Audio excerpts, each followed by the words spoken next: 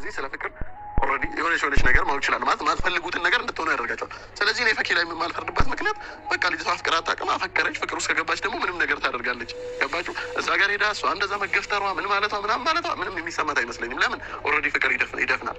በተስፋ ከመኖርና ሞክሪ ብወድቅ ይሻላል። ምክንያቱም እንደማይሆን አውቄ ሌላ አዲስ ህይወት እጀምራለሁ። ግን ሳልሞክረው ግን እኔም ሌላ መንገድ ላይ መሄድ አልችልም። እየኖርኩም ደግሞ ሳይሆን እየሞትኩ ነው የሚሄደው። አንድ ሻቻቸው በአንድ ቀን ወዳችኋለሁ ምናምን ቢል አሁንም አይደለም ልባችሁም አይቀበለውም። እኔም እንደዛ እንዲለኝ አይደለም ጠብቄ ሄድኩት። አሰላሙ አለይኩም ወራህመቱላሂ ወበረካቱ። ውድና የተከበራችሁ የአቲካ ቤተሰቦች እንዴት ናችሁ? ደህና ናችሁ ወይ? እኔ በጣም ሰላም ነኝ አልሐምዱሊላህ። እንደውም ክርስቲያን ወገኖችን ሰላም ብያለሁ።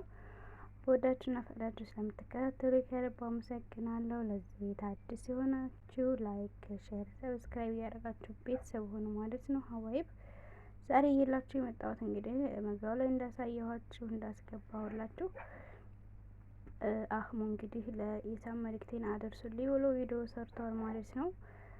በጣም የሚገርም ነው ማለት ነው። እሱ ለራሱ በጣም የሚገርም ሰው ነው አህሙ ማለት ነው። የራሱን ፍቅረኛ አሳልፎ ለሰው ለምን አልተረዳሃትም ብሎ እንግዲህ ለሱ መልስ ሰጥቷል ማለት ነው። አፍቅራ አታውቅም ይች ልጅና ፍቅር ደግሞ ያውራል፣ ያደነቁራል፣ መስሚያን ጥጥ ያደርጋል። እኔን አልረዳ ብላ እንግዲህ ወደ አንተ መታለች እና እባክህን ተረዳት እያለ እየተማጸነ ይመስላል ማለት ነው አነጋገሩ። እሱን ጥላው ሌላ ሰው መምረጧ አላናደደውም ማለት ነው። እሷ ደግሞ እንግዲህ እንዳያችሁት ሞክሮ መተው ሳልሞክር ተምተው ሞክሬ ባጣ ለእኔ የውስጥ እረፍት አለው እያለች ነው ማለት ነው። በጣም ነው የሚገርመው።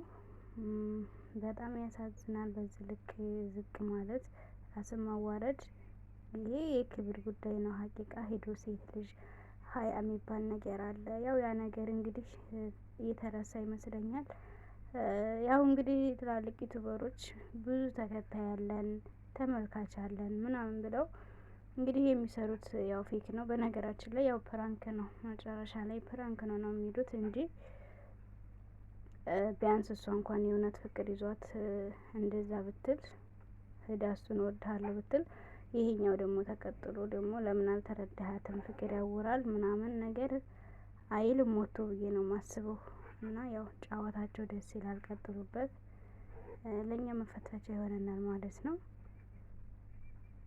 እና እናንተስ እንዴት አያችሁት ጋይስ?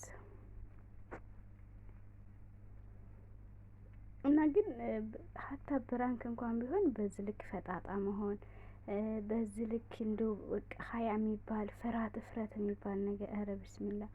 ለነገሩ አንዳንድ ጊዜ ብርም ይሰውራል፣ የዩቱብ ብር ማለት ነው።